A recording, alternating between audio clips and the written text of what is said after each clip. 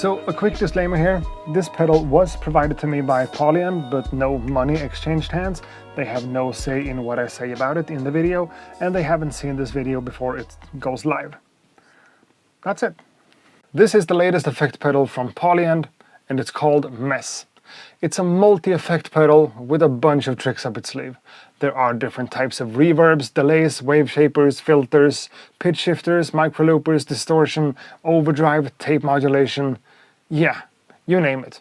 It's got 4 different layers or channels or lanes of effects that you can stack one after the other in any order over here. And the icing on the cake with this one is definitely the built-in sequencer that makes it special and unique compared to other multi-effect pedals. And the step sequencer here is pretty much like any other step sequencer with 16 steps, but instead of triggering notes, you're triggering the different lanes of effects to be turned on or turned off over time, or you could even move into one of the steps and adjust some of the settings to create programmed automation over time. Cool stuff. A little bit finicky and tricky to use sometimes, but the possibilities here are pretty much endless. So that already sounds like kind of a lot to deal with, right? And it is, honestly. But it's built in a way that makes sense. So if you have any experience using a step sequencer since before, this is pretty much a straightforward situation after all. Especially if you take it slowly and take your time to really think about how one layer of effect will affect the next one. In this case, we have this particle sampler going into a shaper, then into a delay, and then to a pitch shifter. So that's the entire thing, and everything works together, so keep that in mind. Sometimes adding just the slightest amount of variation to something can make the entire difference. Changing a value on one of the knobs from one thing to another over time can make a sound that's boring and flat and pretty much nothing into something kind of cool and fun and inspiring to keep working on.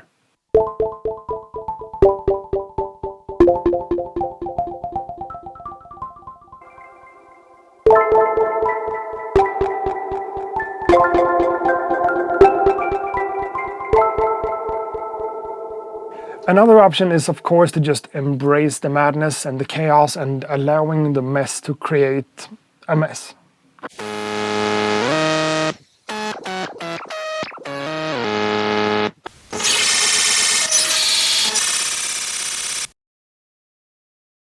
So on one hand, it's a really inspiring, crazy sound designing tool for adding motion, movement, and dynamics to pretty much anything. And on the other hand, it's also a pretty decent way to be able to add, chorus, flanger, tape modulation, and reverb all at once in one single piece of hardware. That's not bad. Now, I am a beat maker first of all, and running an entire track of mine, an entire beat, into the Polyend MESS, from the MPC in this case, also makes a lot of sense. Let's sync up the tempo on the MESS to the MPC, and let's apply a little bit of filtering and some stutter effects and see what happens. The MPC goes into the MESS.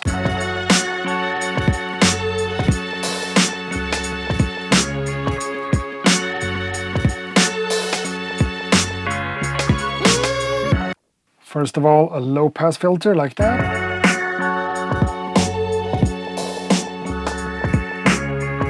Next up, the micro looper with the slice effect, which does pretty much this.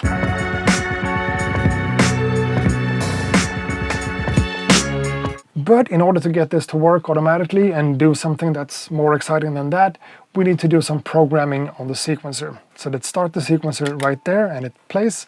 Let's move into the filter, and over here I'm able to assign the filter to different steps, and that's where it's going to be active. That's not what I want right now. I want to set the first step and the last one for a continuous loop of the same effect, which means that the filter is going to be affected the entire time. That's going to be applied. Now let's move into the micro looper where all the stutter effects happens, and I'm going to do this without even listening to it, so it's going to be totally random and who knows what's going to happen. Let's do step 1 to 4 with that speed and 7 semitones. That one's going to be a lot slower, like that, with, I don't know, over here. Let's do that speed, those semitones, and add a little bit of slope to create a curve going from one thing to another. And, I don't know, let's just keep doing random stuff like that. Let's stop the sequencer, give it a lot of mix, turn on the signal, and start the two at the same time, just to see what happens.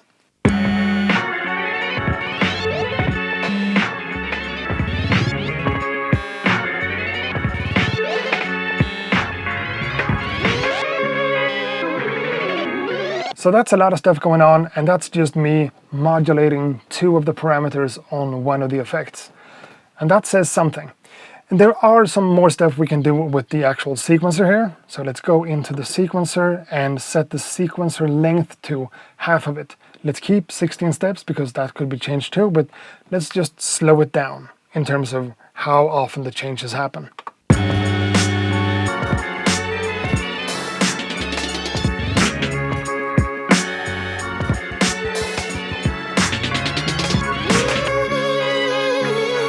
And that's just an example. That's just for demonstration purposes. That could be tweaked for hours to do even more crazy stuff with finer adjustments and be totally in control about it.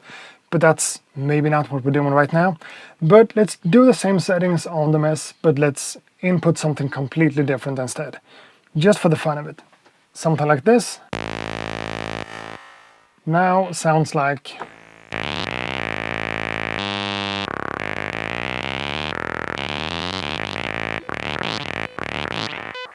if you wanted to. Again, just a single lane being modulated over time. Yeah, the potential is huge. Now, the Polyend MESS is kind of a complex device with over 120 different effects inside of it, counting all the different algorithms for reverbs and delays. But it also has 150 different presets. And a preset in this case is up to 4 lanes of effects, of course, but also a bunch of programming already done on the sequencer. So let's try out some of the presets with something like this.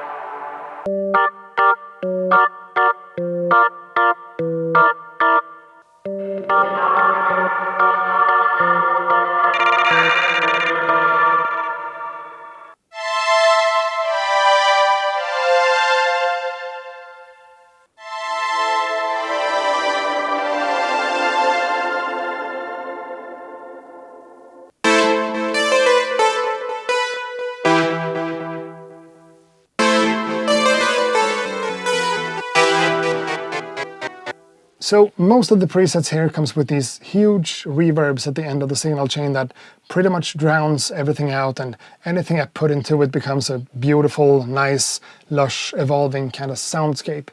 And that has a time and a place, but I'm just not a huge fan of the presets. It feels like they don't really do the unit itself justice, and it doesn't showcase what it's capable of in the best way possible. What's cool about this one to me is its capabilities of being able to transform something that's not that exciting from the get-go into something that's a little bit more fun.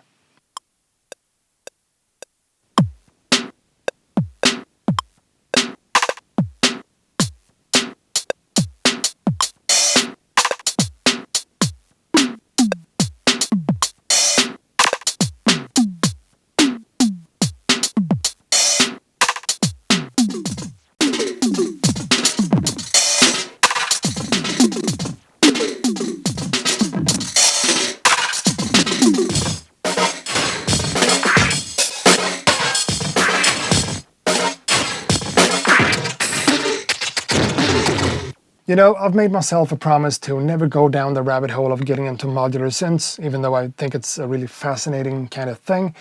And I'm not saying that this is a replacement for a modular synth for anyone. That would be stupid. But for me personally, this scratches a little bit of the same itch somehow. The fact that I'm able to route any of my synthesizers, my samplers, my turntable or drum machines into this one and transform whatever I have going into something completely different in one single box like this is just exciting and cool. And this pedal made me do something I haven't done in years at this point. I reached out to my guy at Polyend myself and asked him if I could check this one out. Maybe for a video like this, or maybe not. I was actually that excited about it after watching David Hilowitz's video. He should be mentioned too. I'm pretty eager to see somebody else make a YouTube video about it, because I'm pretty sure that the sounds featured in their video would be completely different than what I came up with. There are a few workflow things here that I'm not a huge fan of. For instance, there's no great way of being able to mute or solo any of the effect tracks, and sometimes that's almost necessary because I get confused about what's doing what when I have 4 different lanes of effects with automation and stuff going on at once. Maybe that could be fixed in a firmware, but who knows?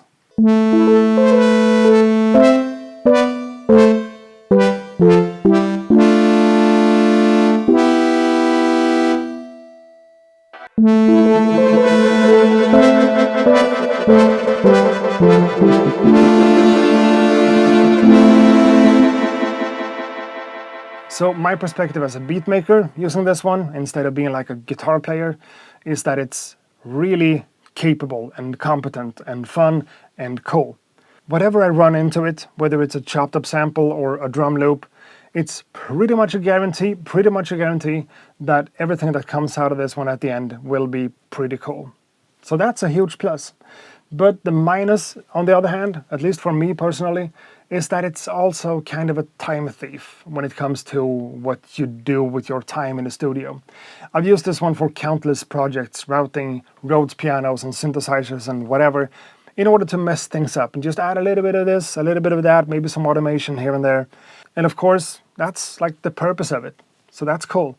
But I'm noticing that I'm spending a lot of time on these somewhat complicated sound design ideas instead of the track that it's going into. And that's obviously more of a me problem than a problem with the unit, but it's worth mentioning, I think. But of course, I also know that I'm going to use this one a lot for beat making in the future, running whatever through it and see what happens. Sometimes with the craziest setting in the world, sometimes with the mix knob just tweaked a little bit like that to see what happens. You know, a multi-effect is never a bad thing to have, so yeah, gonna use this one extensively, pretty sure. And that's it. So thanks a lot for watching this video. I hope to see you guys in the next one. Until then, ha det gott.